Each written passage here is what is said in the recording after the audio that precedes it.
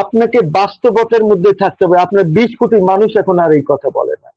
20 কোটি মানুষ এখন রাস্তায় গেলেই আপনি একটা রিক্সাওয়ালার সাথে এখানে কথা বলেন, একটা টঙ্গে যে চায় বিক্রি করে চা জিজ্ঞেস করেন, একটা গ্রামের বাজারে যান, তারা সবাই এখন বলছে, সবাই মেজরিটি বলছে যে ওই আমলটি ভালো ছিল। তাহলে আমি আর কি বলবো? আজকে ইলেকট্রিসিটি নাই গ্রামে।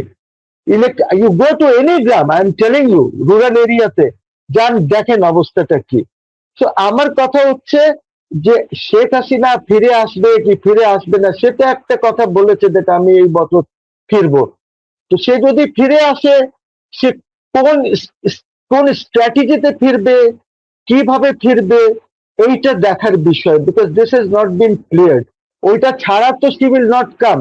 ওনার কি মাথা নষ্ট হয়েছে যে উনি এইসব হাত ঘাট না বেঁধে উনি চলে আসবেন? হাত ঘাট বান্ধার ওনার অনেক কৌশল থাকবে, স্ট্র্যাটেজি থাকবে, এবং এই যে এইখানে যে প্রবলেমস গুলি আছে, আমার ধারণা হচ্ছে যে এইটার মধ্যে এই গভর্নমেন্টও ইনভলভ হবে ওনাকে ফিরিয়ে আনার জন্য। হয়তো কিছু কৌশলগত জিনিস আছে যার জন্য হচ্ছে না, বিকজ এইখানে দেখেন আপনার আর্মি চিফ চেঞ্জ হয়ে গেছে, we have a new army chief in India নাও। তো আমার কথা হচ্ছে যে আমরা যত দ্রুত আওয়ামী লীগকে মেইন স্ট্রিম পলিটিক্সে নিয়ে আসি, তত এই দেশের জন্য এবং সবার জন্য ভালো। আমরা তখন মিলে মিশে you have to unite the country. আপনি যদি দেশকে ইউনাইট না করতে পারেন, তাহলে কিন্তু আপনি কোনো ইকোনমি, কোনো চাইনা, কোনো মালয়েশিয়া, কেউ আপনাকে হেল্প করতে পারবে না। দেশকে ইউনাইট করতে হবে, যেটা সবাই একসাথে মিলে কাজ করে। তা ওরা যদি পলিটিক্যাল মেইন স্ট্রিমে আসে, ওরা যদি এখানে কাজকর্ম করে, পলিটিক্যাল কাজকর্ম করে, তারা ভালো কথা বলে, তাহলে হোয়াট ইজ দ্য প্রবলেম? আপনার প্রবলেমটা কোথায়? বাংলাদেশে 2024-এর জুলাই আগস্টের দ্বিতীয় বার্ষিকীর আগে মনে হচ্ছে জুলাইয়ের সম্মান বোধহয় আর থাকছে না বলে জুলাইয়ের পক্ষ শক্তিদের একটা বিরাট অংশ বেশ শঙ্কিত, ক্ষুব্ধ হয়ে উঠেছেন।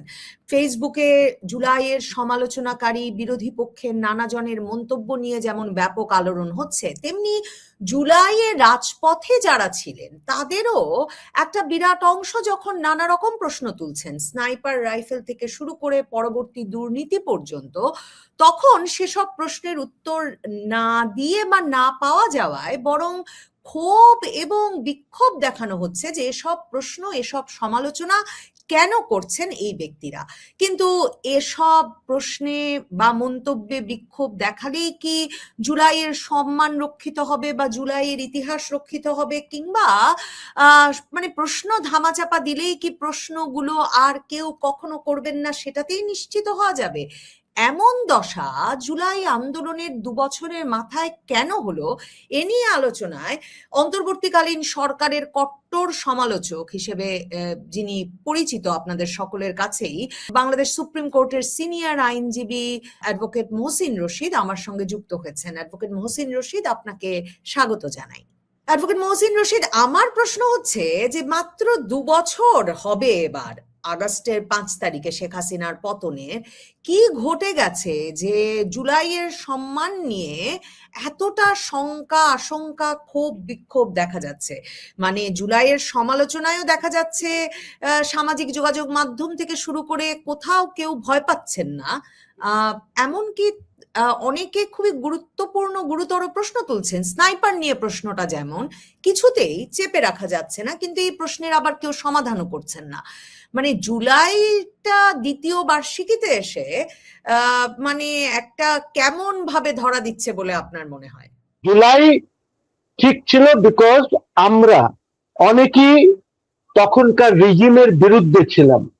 আমরা ওই রিজিমকে ফ্যাসিস্ট বলেছি, অনেক কিছু বলেছি। পরবর্তীতে আমি পাবলিকলি বলেছি I will not call that regime fascist anymore, because fascist আমরা তারপরে দেখেছি। ইউনূস আসার পর যে কাণ্ড কারখানা হয়েছে, যেভাবে মবক্রেসি হয়েছে, যেভাবে ঘর বাড়ি ভাঙ্গা হয়েছে, যেভাবে লুট তরাজ করা হয়েছে, যেভাবে ঘুষের রাজ্য একটা চলেছে সেখানে, এইসব জিনিস দেখার পর বুঝতে পেরেছি যে না, Sheikh Hasina was a magnanimous autocrat এবং মাঝে সাঝে যেসব দেশ উন্নতি করেছে, ধরেন মাহাথির মোহাম্মদ ইন মালয়েশিয়া, তো সেখানে যে ধরনের ডেমোক্রেসি আছে ওই ধরনের ডেমোক্রেসির মধ্যে থেকে I think he was autocratic না হলে আনোয়ারের সাথে প্রবলেম হতো না।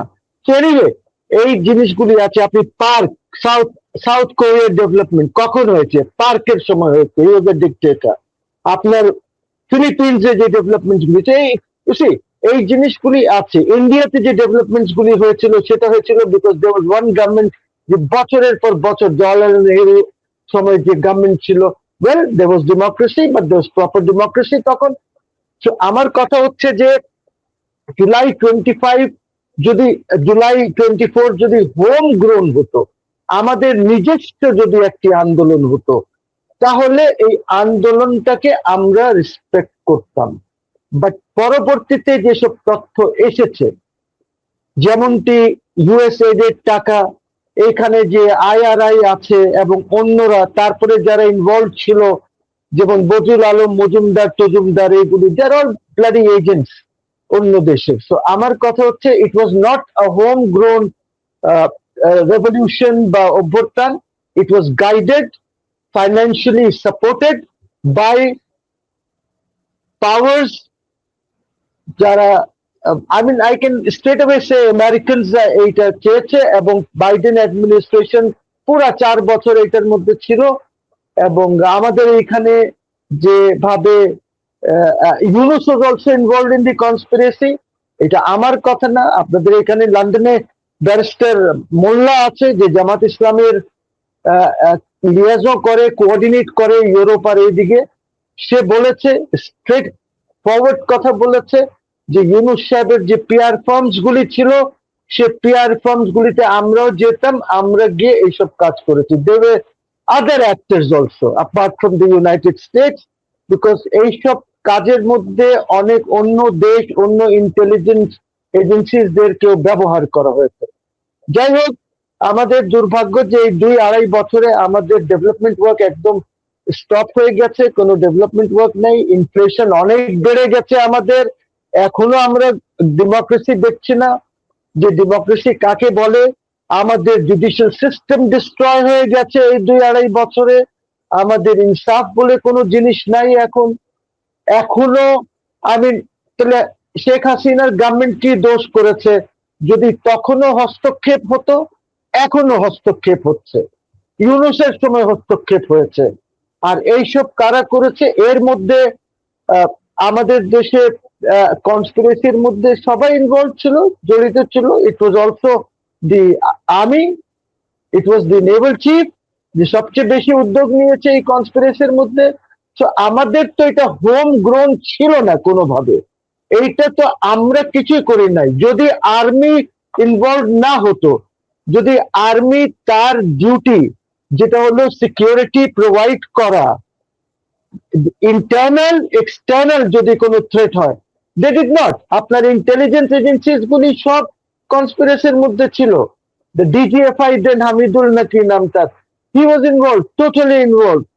আর জামাত ইসলামী ওয়াজ ইনভলভ, ওইখানে গুপ্ত টুপ্ত এইগুলি হয়েছে।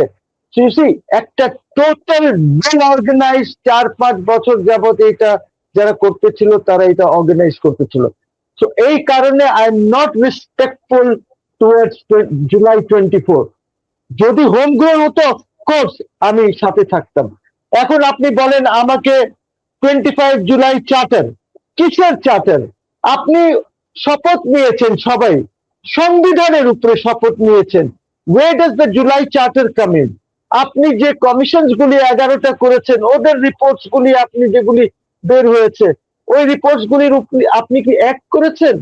নাম্বার 2 যে মোস্ট ইম্পর্টেন্ট, এটা তো নাম্বার 1। নাম্বার 2 যে মোস্ট ইম্পর্টেন্ট জিনিস হচ্ছে, who are you? Who was Yunus? Who was this interim government? Interim গভর্নমেন্টের কোন ধরনের কনস্টিটিউশনের প্রভিশন নাই, তারপরে আপনারা শপথ নিয়েছেন।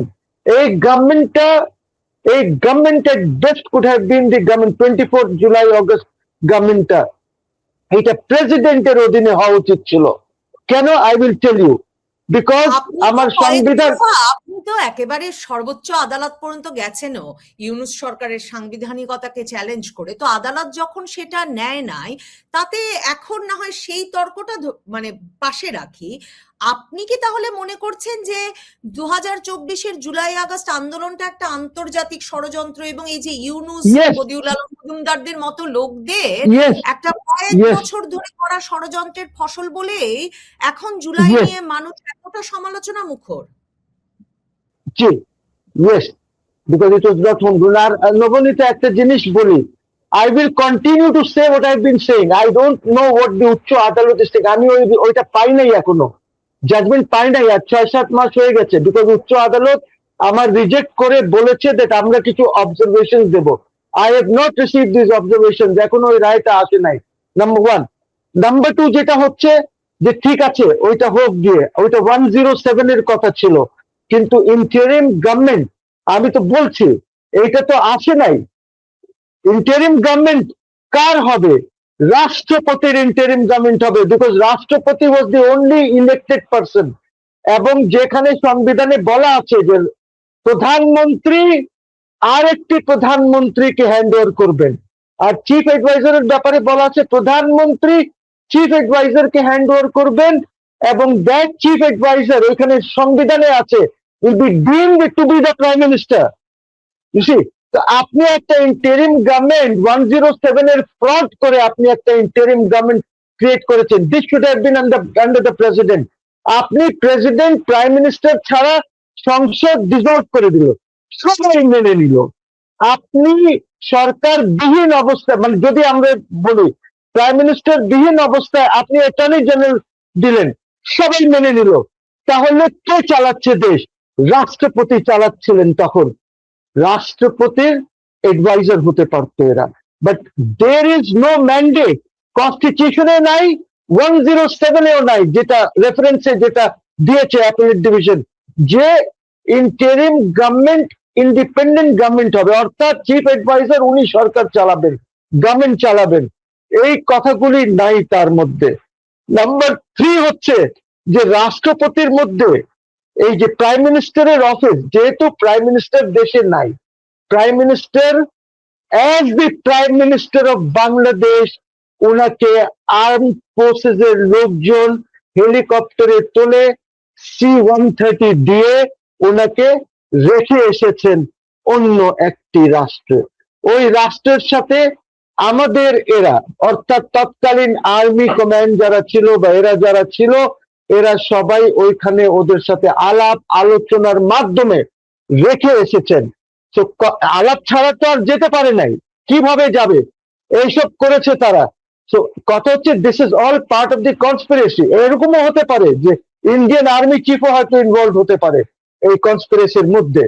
তো কথা হচ্ছে যে দেখেন, পয়সা speaks, Americans have distributed money to everybody, এবং এই কাজে তো আমার কথা হচ্ছে যে প্রাইম মিনিস্টার্স অফিস, আমি এক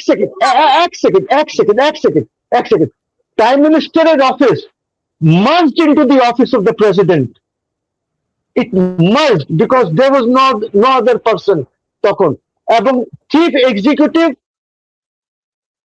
এই যে এক্সিকিউটিভের যে আমাদের যে চ্যাপ্টারটা আছে, ওইখানে ইলেক্টেড একমাত্র প্রেসিডেন্ট, এবং আপনাকে সবকিছু প্রেসিডেন্টকে রিপোর্ট করতে হয়। তো আমার কথা হচ্ছে it was সাবস্টিউমড into the presidents office. এরা এক বেস্ট সরকার চালানোর দায়িত্ব ছিল রাষ্ট্রপতির, and the army should have supported the রাষ্ট্রপতি in running the government. এরা হয়তো অ্যাডভাইজার হতে পারতো ওনাকে অ্যাডভাইস দেওয়ার জন্য। Independently they were nobody to be running the government, and Yunus was nobody to head the government. কোথাও বলা নাই যে chief adviser will head the government. Yunus I'm sorry, যদি now you tell me. Yunus অসাংবিধানিক, এ কথাটা তো আপনি অনেক দিন থেকে বলে আসছেন, নানা জনই এটা ব্যাখ্যা করেছেন, কিন্তু বলতে মানে থাকবো। এরপরে তো অনেক পানি গড়িয়ে গেছে। একটা নির্বাচিত সরকার এসেছে, একটা নির্বাচন হয়েছে ইউনূস সরকারের অধীনে, কাজেই তার অসাংবিধানিকতা নিয়ে আলাপ করে আর কি হবে? সেটার কোনো দূরবর্তী প্রতিক্রিয়া দেখেন কিনা? আপনি তো ওই অন্তর্বর্তীকালীন সরকারের বিভিন্ন কার্যক্রমের তদন্ত চেয়েও আদালতে গিয়েছিলেন, সেটাও খারিজ হয়ে গেছে। তার মানে সেটা খারিজ হয়েছে। তো তাতে এই ইউনুস নিয়ে কথা বলে আর কি হবে বলে মনে করেন, সেটা একটা প্রশ্ন। আর দ্বিতীয় প্রশ্ন, আপনি যে ধারার তাদেরকে মানে একটা পক্ষ আগেই ভালো ছিলাম পক্ষ বলেন এবং বলেন যে আপনারা আসলে আওয়ামী লীগকে ফিরিয়ে আনার জন্য এসব কথাবার্তা বলছেন। শেখ হাসিনা যে ফিরে আসার ঘোষণা দিয়েছেন, এটাও কি একটা কারণ জুলাইয়ের বিষয়ে সবাই এত সোচ্চার হয়ে উঠেছেন জুলাইয়ের সমালোচনায়? না, আমি জানি না, অন্যদের কথা বলতে পারবো না। আমি আমি আমার কথা বলতে পারবো। শেখ হাসিনাকে ফিরিয়ে আনার ব্যাপারে তো আমার সাথে কারোর যোগাযোগ নাই। আমি আওয়ামী লীগ করি না, আওয়ামী লীগের কোনো সংগঠনগুলি করি না। তো I am out of this. এইটা তো যারা বলে, মানুষ তো অনেক কথাই বলে, কিন্তু এই কথাগুলি কারা বলে?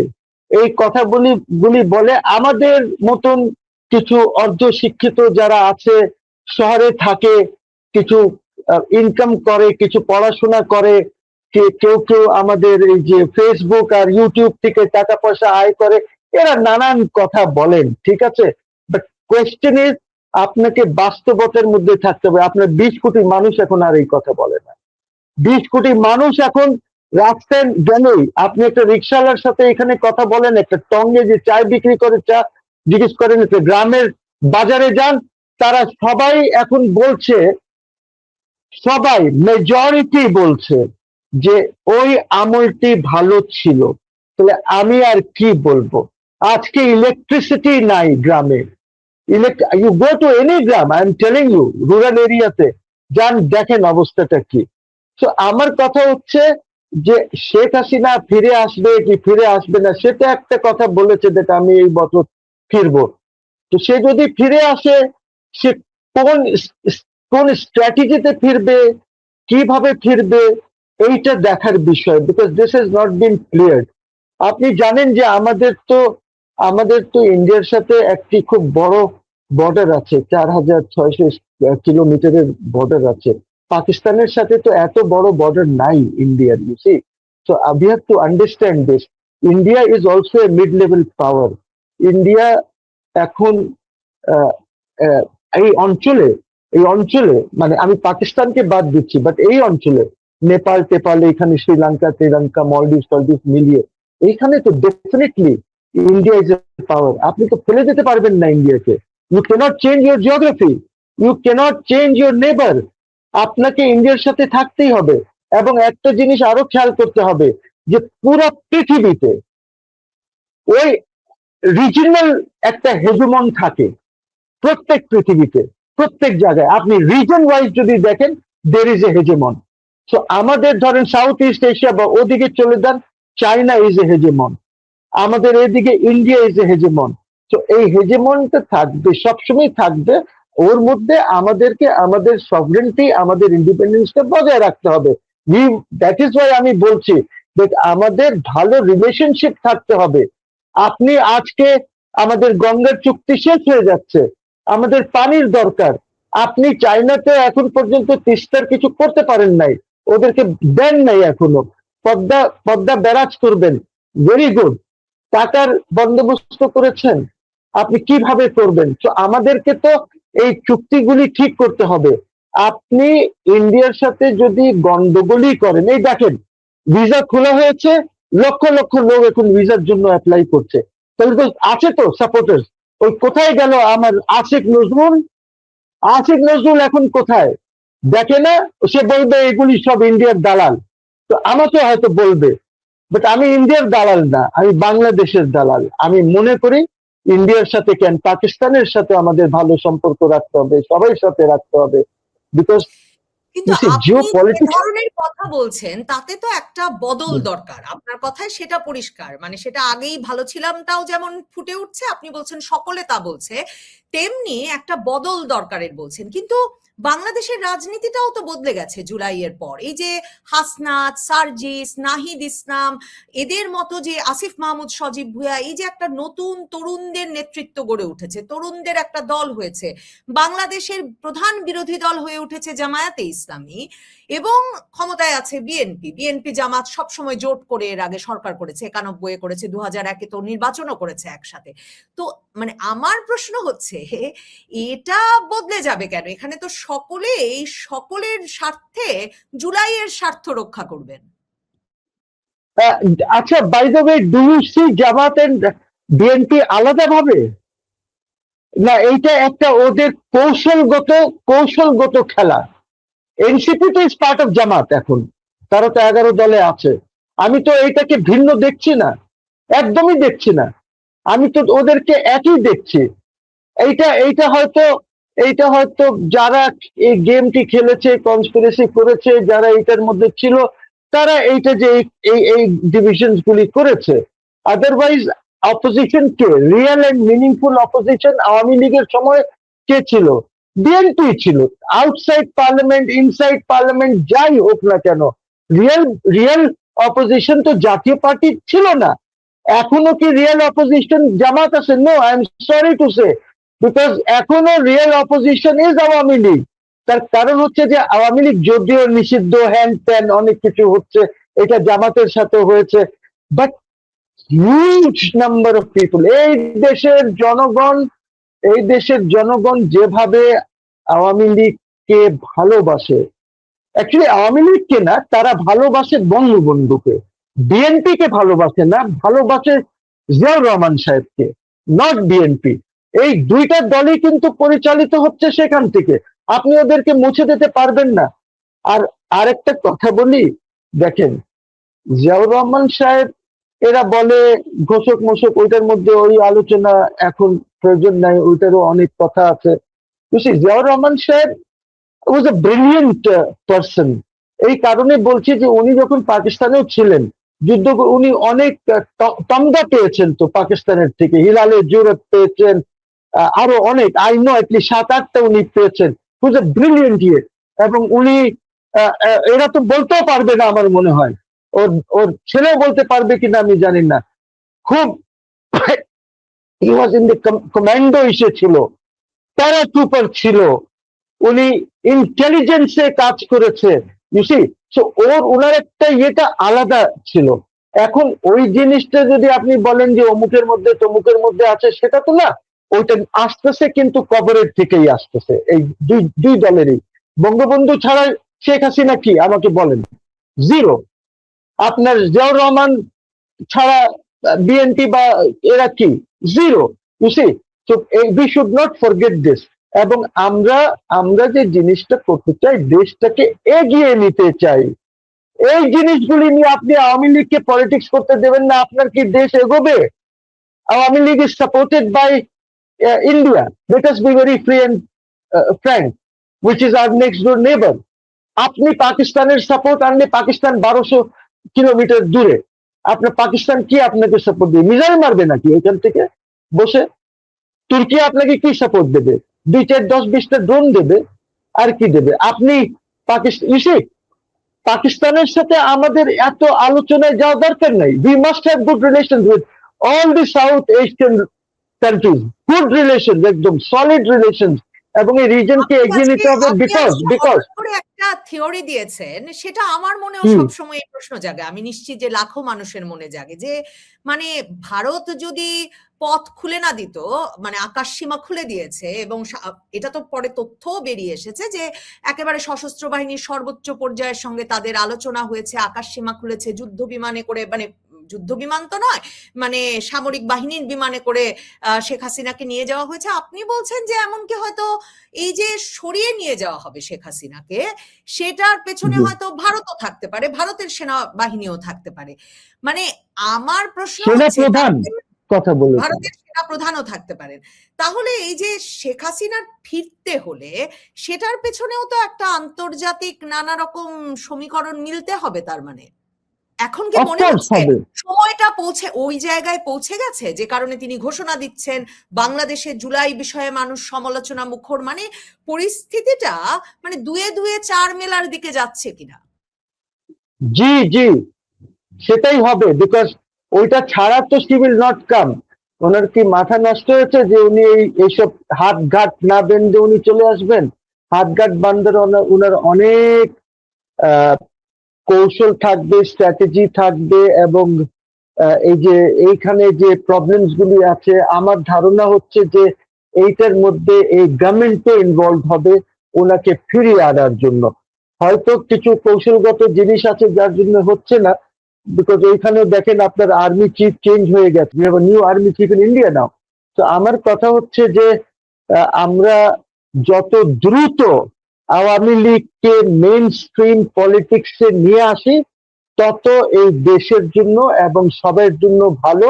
আমরা তখন মিলে মিশে you have to unite the country.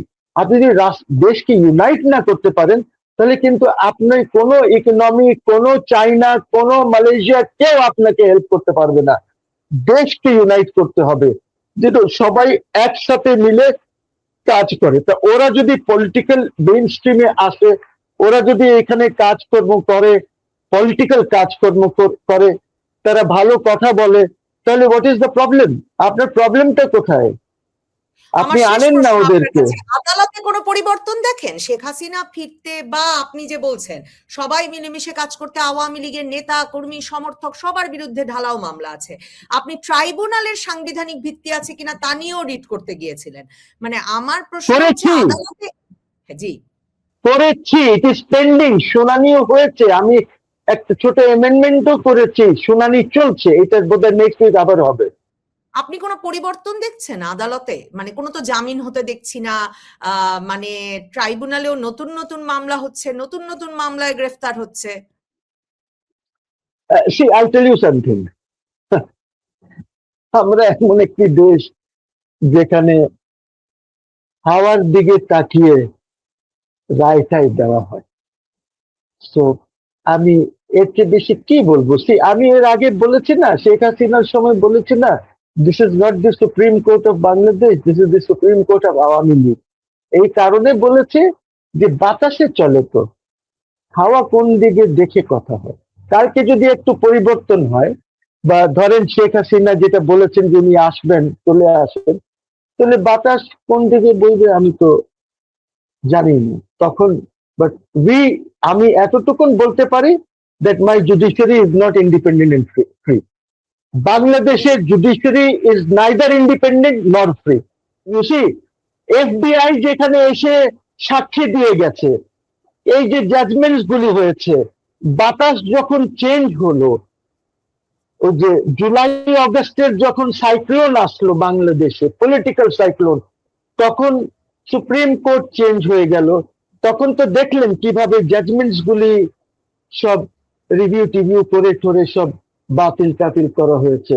আমি তো বরঞ্চ আমার প্রধানমন্ত্রীকে বলবো যে আপনি সতর্ক হন, বিকজ এই যে অন্যদের আপিলের উপরে জাজমেন্ট সেটিসাইড হয়েছে, আরেকটি যদি এখানে কোনো ঘটে তাহলে কিন্তু আবার আপনাকে নিয়ে টানাটানি করবে তারা, যে আপনি তো আপিল করেন নাই। সো প্লিজ বুঝে শুনে কাজ করেন। বাতাসের উপরে যখন এই ইনসাফের ব্যবস্থা চলে তখন প্রবলেম হয়। অসংখ্য ধন্যবাদ অ্যাডভোকেট মহসিন রশিদ, ধন্যবাদ দর্শক যারা সঙ্গে ছিলেন।